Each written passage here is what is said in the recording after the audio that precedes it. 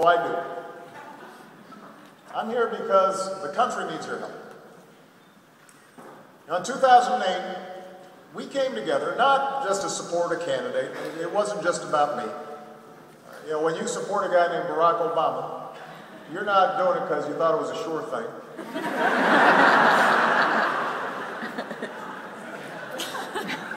The reason we came together in 2008 was because we had a shared vision about what's best in this country. We wanted to reclaim the basic bargain that made America what it is, that built the largest middle class in history, that built the most prosperous nation on earth. That compact that binds us together as a people,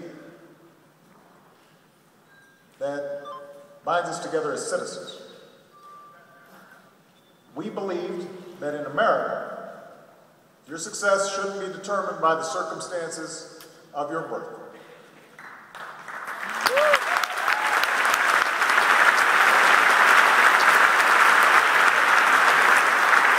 We believe that if you worked hard, you should be able to find a good job. If you met your responsibilities, you should be able to support your family and own a home, maybe start a business. Give your kids opportunities you could not have imagined.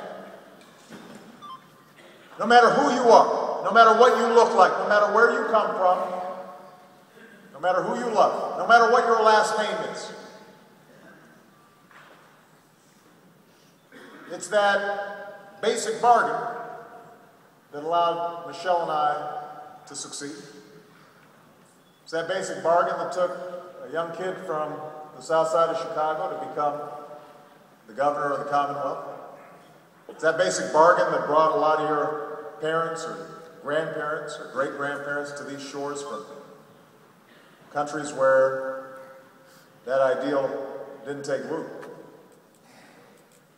And it was that basic bargain, that simple dream, that we understood had been slipping away for too many Americans.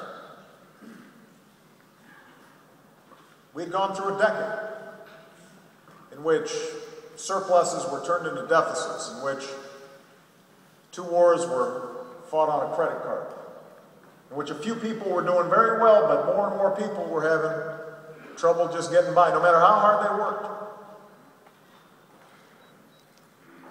All of which culminated in the worst financial crisis of our lifetimes. And after that crisis, that dream seemed even more tattered, even more frayed. And so we went to work. And over the last 3.5 years, step by step, we tried to rebuild the foundations of that dream.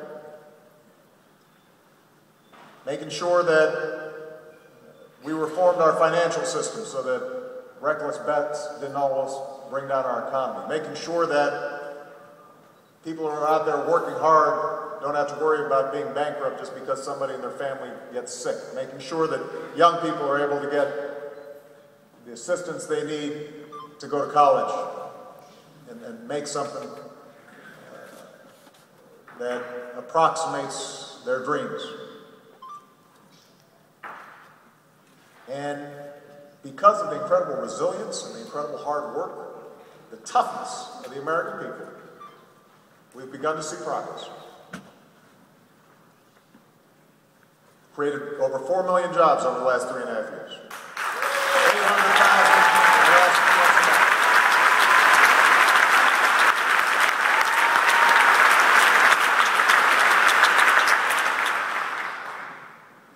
When some were saying, let's go ahead and let Detroit go bankrupt, we bet on the American worker and American industry. And today, the U.S. auto industry is back on top. And getting stronger. But what we also understand is that there are way too many folks out there who are still struggling. Too many people whose homes are underwater. Too many small businesses that are still finding it hard to get financing to keep their doors open.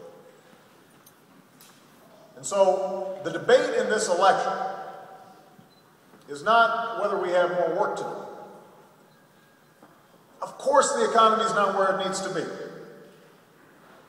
Of course there are too many folks still struggling.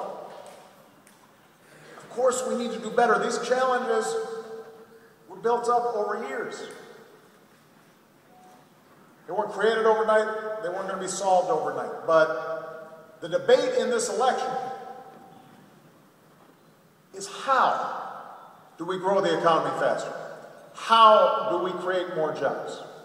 Moving forward, how do we create more opportunity? How do we pay down our debt? How do we reclaim that basic bargain that makes America the greatest nation on earth? How do we do it? And this is not just your usual run-of-the-mill Washington Beltway argument.